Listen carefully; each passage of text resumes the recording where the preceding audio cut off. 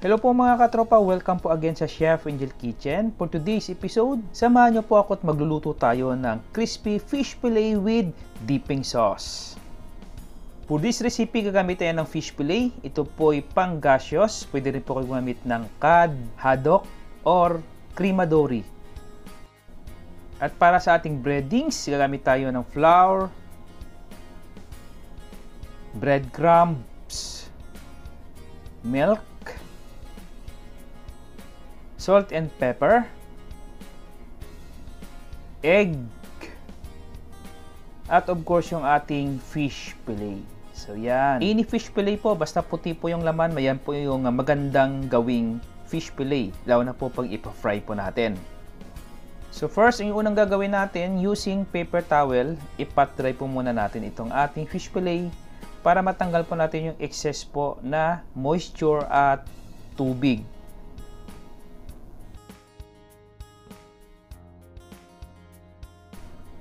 And then, i-season lang po natin ito ng salt and pepper, magkabilaan. Yan.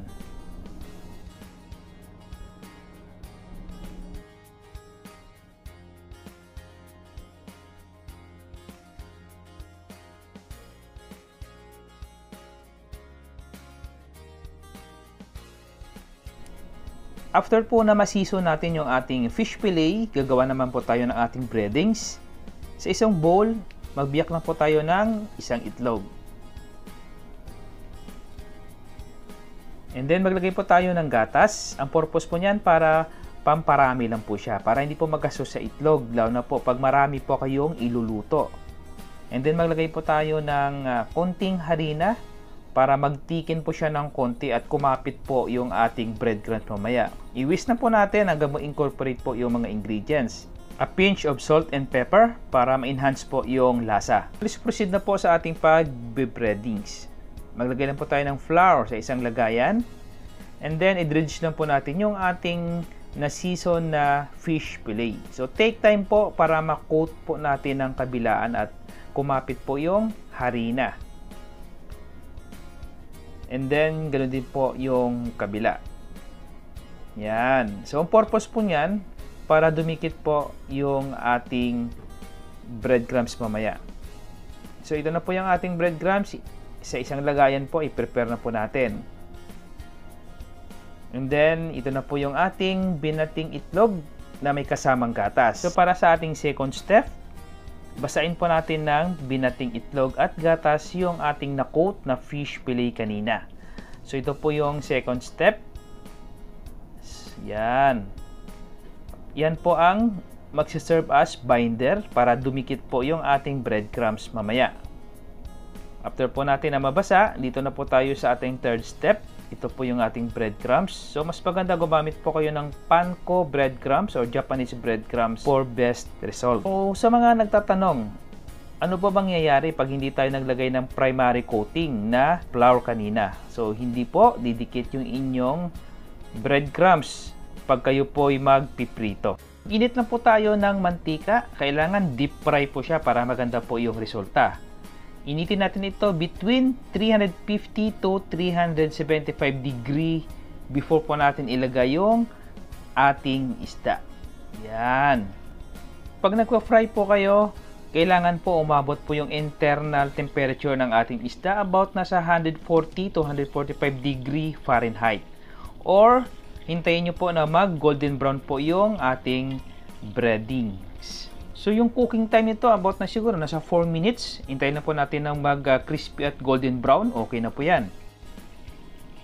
Pag naluto na po siya, ilagay po natin ito sa colander or sa oil strainer para matanggal po natin yung excess na mantika. Or pwede rin po kayo gumamit ng paper towel.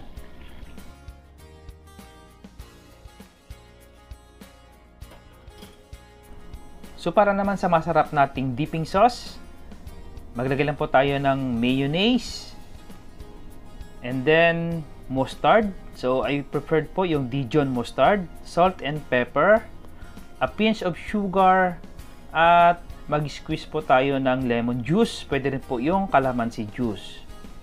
So ilalagay ko po ito sa description box ang lahat po ng mga ingredients na aking ginamit dito para may guide po kayo sa inyong pagluluto.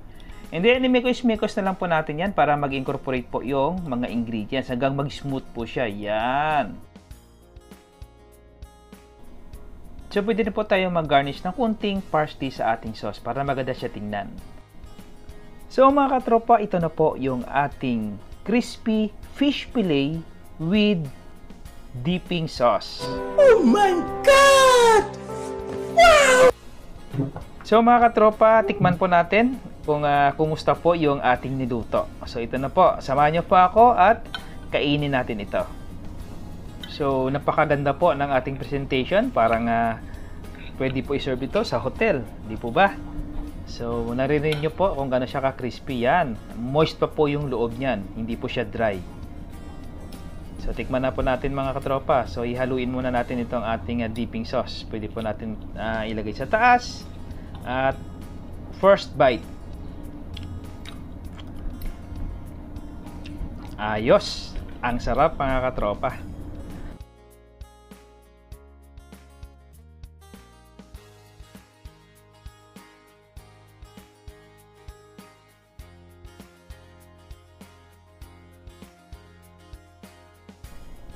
So mga katropa, sana po nag-enjoy po kayo. Sana po patuloy po kayong sumuporta sa aking YouTube channel.